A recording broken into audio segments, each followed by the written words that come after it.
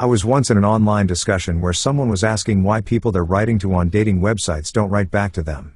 They said, "I just want people to tell me if they're not interested." And they kept using the fact that they're autistic as the reason why they required an explicit verbal rejection. People kept saying no response is in fact a response, and the original poster kept being angry and saying it wasn't.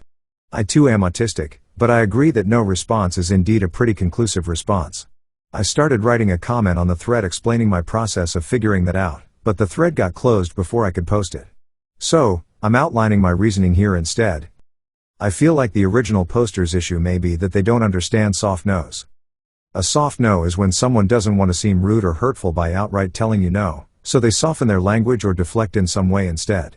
Often, instead of saying they won't do something, they say that they can't, and give an excuse why not.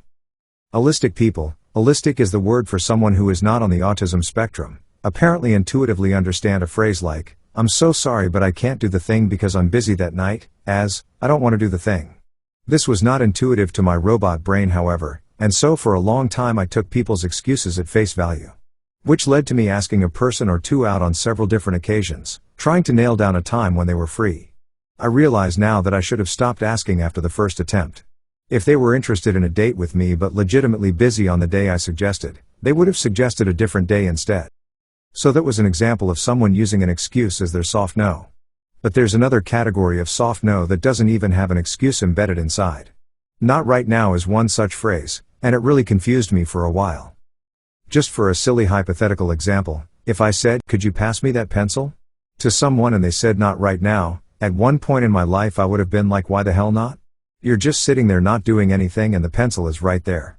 There's literally no practical reason for you not to pass it over. The response I would get to something like this was never, "Oops, you're right." For some reason I thought there was an obstacle to me passing you the pencil, but I was mistaken. Here you go. Instead the other person always gave off a vibe that I had transgressed an unspoken boundary and made them uncomfortable. Oddly, though my robot brain is inefficient at decoding the hidden meanings behind people's words, it picks up on body language quite well.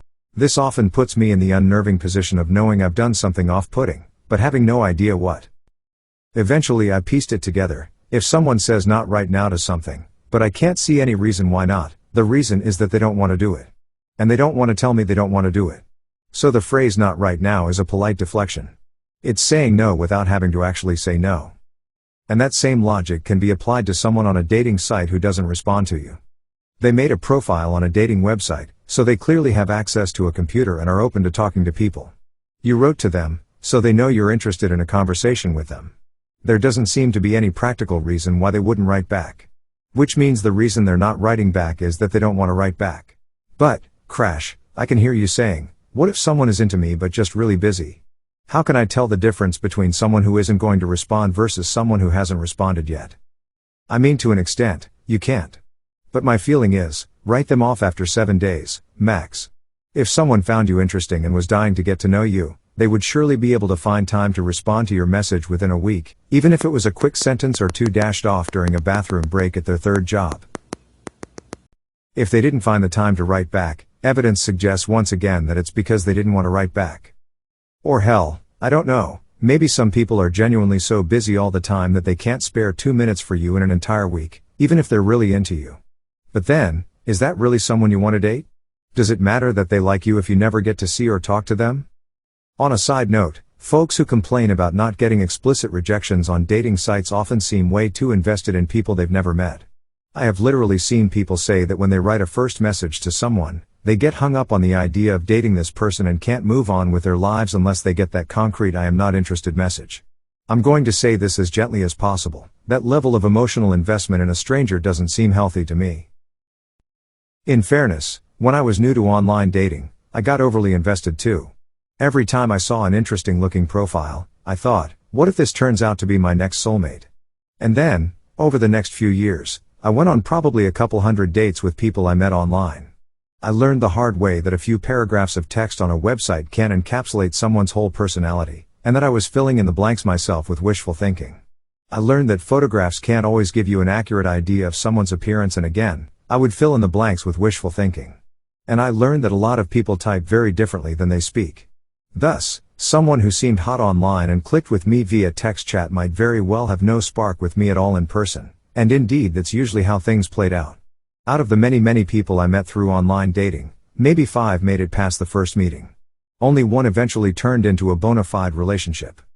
So, it's clear to me that statistically, the next interesting looking person I find online is probably not going to be my next soulmate. The next interesting looking person you find probably isn't yours either.